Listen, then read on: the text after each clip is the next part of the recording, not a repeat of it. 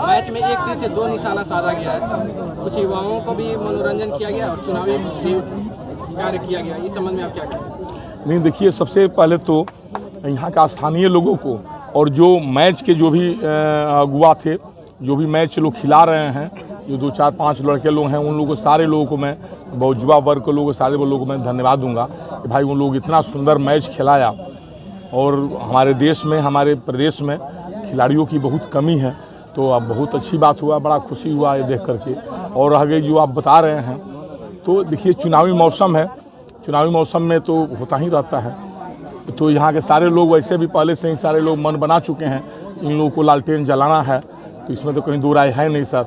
और सारे युवा वर्ग के लोग हैं, इन लोगों को रोजगार चाहिए। जब आप आम जनता के बीच में जा रहे हैं तो जनता की क्या प्रतिक्रिया है? जी, प्रक्रिया तो बहुत अच्छी प्रक्रिया है। हमारे तेजस्वी यादव को सारी जनता कह रहे हैं कि हमें बदलाव की ज़रूरत है, और युवा विधायक बनाएंगे और युवा मुख्यमंत्री बनाएंगे, और 10 लाख लोगों को रोजगार तो हमारे तेजस्वी सर पहले ही बोल चुके हैं यहाँ मिलेगा एकदम। और जिस तरह से मतलब बिहार का विकास होना चाहिए, हमारे बच्चे जितने बिहार में हैं पढ़ने के लिए बाहर चले जाते हैं, वहाँ भी मार खाते हैं, आप ध्यान दिए होंगे। इलाज कराने के लिए बाहर जाते हैं, वहाँ भी अपमानित होते हैं। नौकरी करने के लिए बाहर जाते हैं, वहाँ भी अपमानित होते हैं। सारे कल कारखाना बेचकर खा लिया गया। तो अभी हमारे माननीय मुख्यमंत्री या पूर्व मुख्यमंत्री कह सकते हैं तो और अच्छा रहेगा, लेकिन अभी तो मुख्यमंत्री हैं, तो हमारे मुख्यमंत्री नीतीश कुमार जी अभी कह रहे हैं कि हमने 15 साल कर कारखाना लगाने के लिए भरपूर कोशिश किया, लेकिन नहीं लगा पाए। जो आदमी अपने आप हाथ उठा लिए, सिलेंडर बोल दिए, हमारे नौजवान साथी बच्चे कहाँ जाएंगे नौकरी करने के लिए? बिहार में कल कारखाना नहीं है। जो पुराने कारखाना था उसको भी कबाड़ी के रेट में उन्होंने बेच दिया।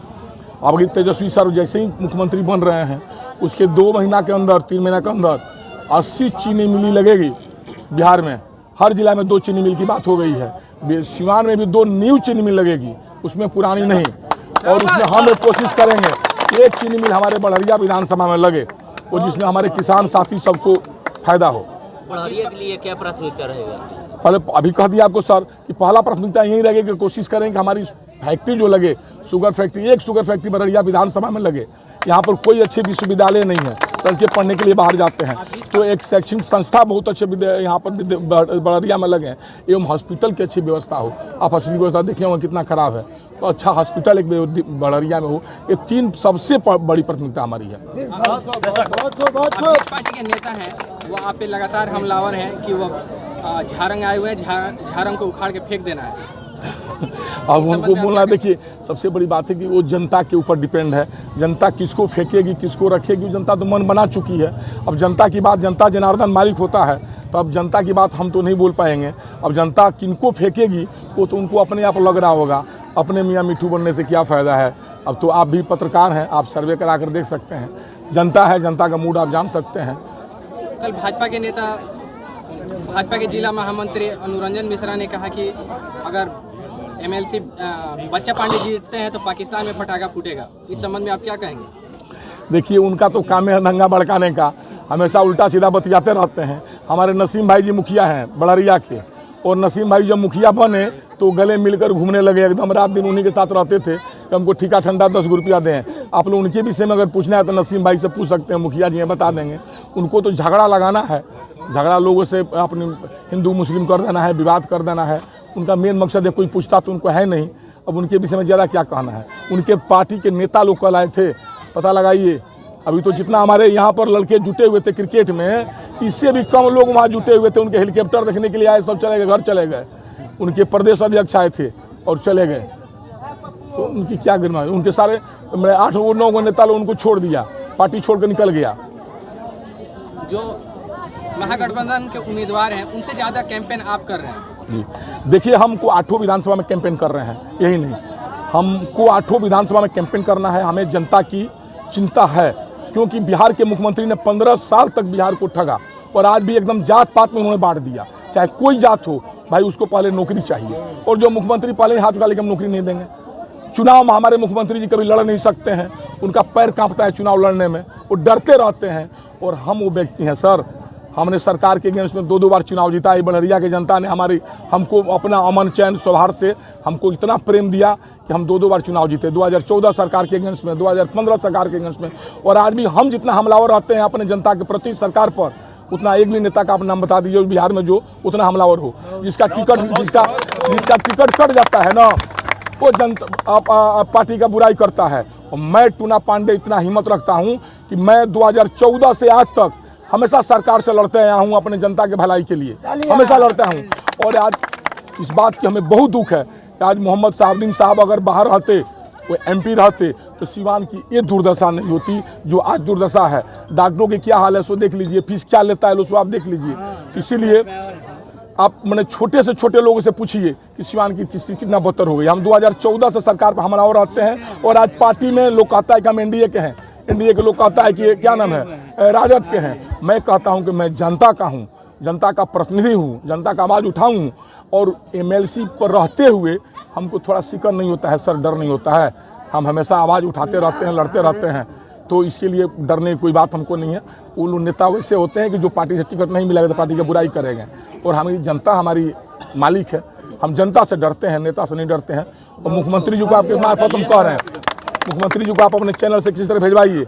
मुख्यमंत्री जी आप चुनाव लड़िए, काहे लोगों को चुनाव लड़ाकर जात पात में बिहार को बांट रहे हैं। अब आपके बस का है नहीं, आप गद्दी छोड़िए, तेजस्वी जी आ रहे हैं उनको आने दीजिए और एकदम बम्पर ढंग से। हमको लगता है कि उनको 20 सीट से नीचे चले जाएंगे बिहार में, आप देख लीजिएगा, और तेजस्वी जी की सरकार बनेगी। NDA के नेता कह रहे हैं कि बच्चा पांडे चुनाव जीतने के बाद से फिर बढ़िया में दिखाई नहीं देंगे, वो सुबह के ट्रेन पकड़ के सरकार एक ठो बात कह दें, उन लोगों को पता नहीं है कि हमारी कहाँ कहाँ घर है, कहाँ कहाँ जमीन है। कहिएगा तो आप मीडिया के सामने दस्तावेज दिखा दें, हम बढ़िया में अपना जमीन का दस्तावेज आपको कहिए तो दिखा देंगे, ठीक है ना। हमारा मकान बन रहा है बढ़िया में, अब उन लोगों से बताने की हमको थोड़ी जरूरत है कहाँ पर हमारा मकान बन रहा है। अगर बढ़िया की जनता से आप पूछ लीजिए, हम लोग एक दिन भी बढ़िया की जनता से दूर रहे हों, बढ़िया के यहाँ प्रमाण मिल जाएंगे, वो कार्रवाई प्रमाण मिल जाएंगे, बगैर पर्चे का पैर भी है, भाई साहब मिल जाएंगे बगैर। आप पूछिए चाचा से, अब यहाँ के बिहार सीमान बढ़िया की जनता से पूछिए।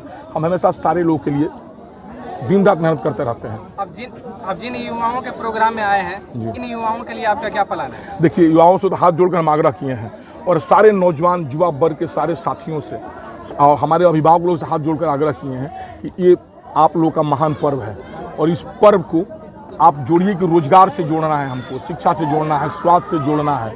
आप लोग पुराने को बदलिए, नई सरकार लगाइए, लाइए, जिससे 10 लाख आप लोगों को फर्स्ट बार रोजगार मिले और बिहार के लोगों को बाहर नौकरी करने नहीं जाना पड़े, बिहार के लोगों को बाहर पढ़ने नहीं जाना पड़े, बिहार के लोगों को बाहर दवाई कराने न जाना पड़े। आपने कभी नहीं सुना होगा सर, बिहार में सिर्फ नेतागिरी और एक दूसरे को जात पात में बांटने की, कौना जात के लोग कितना बा वो आगे बढ़ो या पीछे रहो। आप जोड़ लीजिए, बिहार में कोई कमाने बाहर का लोग नहीं आता है सर। अभी प्रवासी मजदूरों का क्या हाल हुआ सो आप लोग देखे होंगे, हमारे मजदूर रो रहे थे, पैर में चप्पल बांध कर आ रहे थे। माननीय मुख्यमंत्री जी कहते थे कि हम बिहार में घुसने नहीं देंगे, बॉर्डर पर आने नहीं देंगे उन लोग को। अब बताइए, ये बिहार के हमारे सिवान के बिहार के हमारी जो मजदूर वर्ग की क्या स्थिति थी, वो किस तरह रोक आ रहे थे, क्या स्थिति थी हमारे नियोजित शिक्षक का। सबसे पहले हमने आवाज़ उठाया है साहब नियोजित शिक्षक लोगों का कि भाई उन लोगों के साथ ऐसा किया जा रहा। आंगनबाड़ी के क्या हाल है, 20 साल में 800 रुपया बढ़ा है उन लोगों का आंगनबाड़ी का, क्या महंगाई उतना ही बढ़ा है पूरा 20 साल में। आप अभी देखिए, आप जो पूछिए तब जवाब दे देते हैं आपको।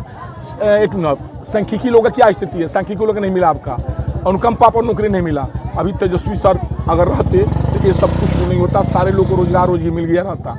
अभी माननीय मुख्यमंत्री नीतीश कुमार जी कह रहे हैं ना, जिस दलित के घर में अगर हत्या होगी उसके घर में एक आदमी को नौकरी देंगे। हम पूछना चाहते हैं आपके चैनल के मार्फत से कि जिसके माँ बाप मर गए हैं, जिसको अनुकंपा पर नौकरी देना है, उसको तो आज तक आपने नौकरी नहीं दिया। दुनिया भर का फाइल पड़ा हुआ है, हजारों फाइल पड़ा हुआ है अनुकंपा पर, और आप कह रहे हैं कि उसको नौकरी देंगे। अब तो किसी दलित को नौकरी पाने के लिए अपने घर में हत्या कराना पड़ेगा ना। अभी पेपर में निकला हुआ था बिहार शरीफ में, एक भाई ने अपने विकलांग भाई की हत्या कर दिया कि हमको नौकरी मिल जाएगा। दूर जमीन में महाराज भाई की हत्या कर देता है। सो आपको पता है ये युग आ गया है। वो तो नीतीश कुमार जी प्रत्यक्ष रूप से अपराध पर बढ़ावा कर रहे हैं। वो तो बिहार की जनता पहले उनको गद्दी से उतारे, उसके बाद हम उन पर FIR करेंगे और FIR करके हम लोग उनको जेल में डालेंगे। जो इनकी मानसिकता है, हमारे दलित भाई को बांध कर महादलित कर दिए, हमारे सारे समाज को उन्होंने बांध कर बर्बाद कर दिया। भाई हमारे समाज के बच्चे को नौकरी दीजिए ना। अब जात बांट रहे हैं, उसी जात के लोगों को नौकरी आप दीजिए, नौकरी तो दीजिए उन लोगों को। उनके बच्चे भी रोते बिलखते बाहर से आ रहे हैं। भाई साहब, जिनके लड़के कोटा में पढ़ रहे थे, जिनकी बेटियां कोटा में पढ़ रही थी, उनके घर में 15-15 दिन तक खाना नहीं बना है। वो स्थिति थी। जो आदमी पैदल एथी पर ढगड़ा कर गुजरात से नौकरी करता था, वो आ रहा, उसके घर में 15 दिन तक खाना नहीं बनता था। ये नीतीश कुमार को रखने न रखने से क्या फायदा, वो सरकार खत्म हो गई है सर। एक और बहुत बड़ा सवाल है जो आपके पार्टी के नेता या कोई नेता नहीं उठाता, जो निजी स्कूल के शिक्षक हैं वो इस कोरोना लॉकडाउन के कारण बहुत बुरी परिस्थिति में आ गए हैं, जबकि सरकार ने कहा था कि जो डीएलएड कर लेंगे उनको न्यूनतम मजदूरी मूल्य 300 रुपये दिया जाएगा, लेकिन उनके लिए अब मोदी सरकार न बोल रहा है न विपक्ष सवाल उठा रहा है। देखिए, सरकार की कथनी करने में बहुत अंतर है सर। नीतीश कुमार जी अभी जन जीवन हरियाली जो चला रहे थे उसमें 100 पौधा दिखा दें, और जितना रुपया उसमें उन्होंने बर्बाद किया सर, उतना रुपया में कितनी कल कारखाना हो गया रहता, सारे जो आप कह रहे हैं शिक्षक लोगों को सब कुछ मिल गया रहता। वो अहंकार में परिपूर्ण रहते हैं, अपने नशा में रहते हैं। वो आप ध्यान दें किस नशा में रहते हैं वो।